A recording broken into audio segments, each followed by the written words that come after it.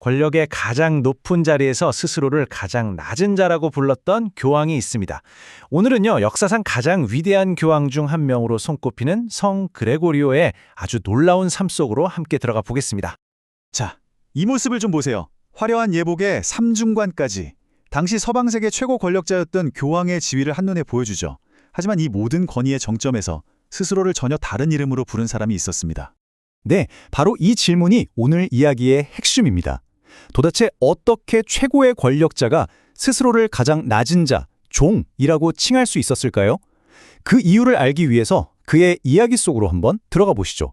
참 아이러니하게도 그의 이 놀라운 이야기는요, 그가 세상의 모든 부와 권력을 다 가졌던 시절부터 시작됩니다.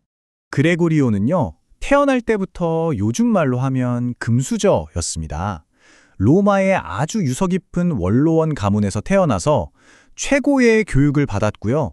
또 물려받을 재산도 어마어마했죠. 뭐 하나 부족한 게 없는 세상 모든 걸 다 가진 듯한 삶이었어요.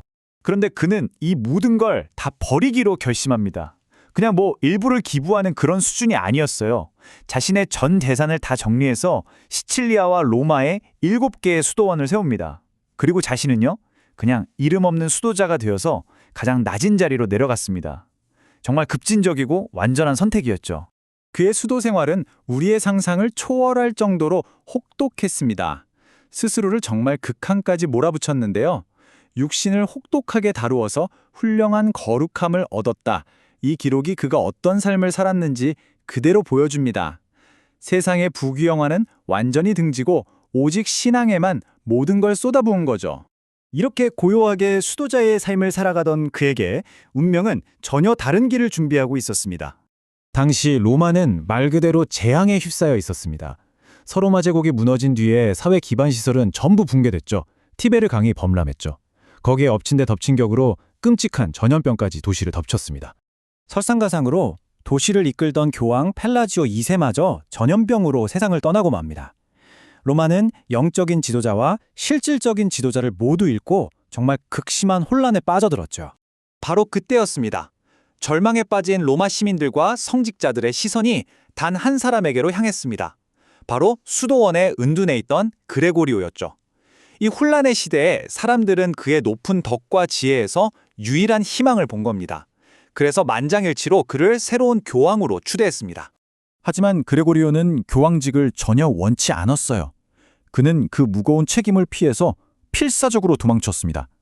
그런데 전승에 따르면 그가 숨어있던 동굴 위로 하늘에서 빛기둥이 쫙 내려와서 결국 발각되었다고 해요.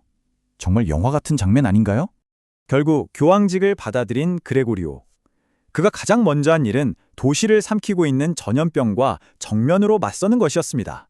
그는 절망에 빠진 사람들을 이끌고 참회와 기도의 행렬, 그러니까 성체 거동을 조직했습니다.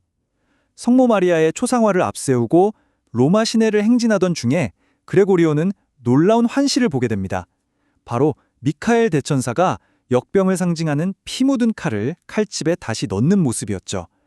그리고 정말 기적처럼 그 일이 있은 후에 전염병이 씻은 듯이 사라졌다고 합니다. 이렇게 도시를 위기에서 구해낸 그레고리오는 이제 무너져가던 서방 세계의 새로운 리더로 우뚝 서게 됩니다. 그리고 그의 통치 철학은 아주 분명했습니다. 다른 사람들이 그를 보편적 교황 같은 화려한 칭호로 부르려고 할 때마다 그는 단호하게 거부했습니다. 대신 스스로를 하느님의 종들의 종이라고 불렀죠. 섬김의 리더십이야말로 진정한 권위라는 걸 몸소 보여준 겁니다. 이 한마디에 그의 모든 것이 담겨 있습니다. 그의 업적은 실로 대단했습니다. 멀리 잉글랜드의 선교사를 파견해서 유럽의 역사를 바꿨고요. 매일같이 가난한 사람들을 자신의 식탁에 초대해서 직접 시중을 들었습니다. 그리고 교회 예배의식, 그러니까 전례와 성과를 체계적으로 정리해서 중세 유럽 문화의 기틀을 다졌죠. 특히 여기서 탄생한 게 바로 그 유명한 그레고리오 성가입니다. 오늘날까지도 서양 클래식 음악의 뿌리로 여겨지는 이 아름다운 단선율 성가가 바로 그의 영적, 문화적 개혁이 나온 위대한 산물인 거죠. 그의 영향력은 그가 세상을 떠난 후에도 계속됐습니다. 때로는 정말 기적과도 같은 방식으로 말이죠. 그가 선중한 후에 그를 시기하던 일부 사람들이 그의 위대한 저서들을 전부 불태워서 없애려고 했습니다. 인류의 정말 위대한 지적 유산이 한순간에 사라질 뻔한 아찔한 순간이었죠. 바로 그때 그를 오랫동안 모셨던 부제 베드로가 목숨을 걸고 증언에 나섰습니다. 그는 그레고리오가 글을 쓸 때마다 성령께서 비둘기의 모습으로 내려와 영감을 주시는 것을 자기 눈으로 똑똑히 보았다고 외쳤죠. 이 강력한 증언 덕분에 그의 위대한 저서들은 불길 속에서 살아남을 수 있었습니다. 그의 삶을 이렇게 돌아보면요. 모든 순간이 결정적인 순간이었습니다. 시장에서 본 노예의 모습에서 한민족의 운명을 바꿀 선교를 결심했고 모두가 피하고 싶던 자리에서 도시를 구했으며 심지어 이교도 황제의 영혼을 위해서 기도하는 파격적인 모습까지 보였죠. 13년 남짓한 재위 기간 동안 그는 세상을 바꾸었습니다. 성 그레고리오의 삶은 오늘 우리에게 이 질문을 던집니다.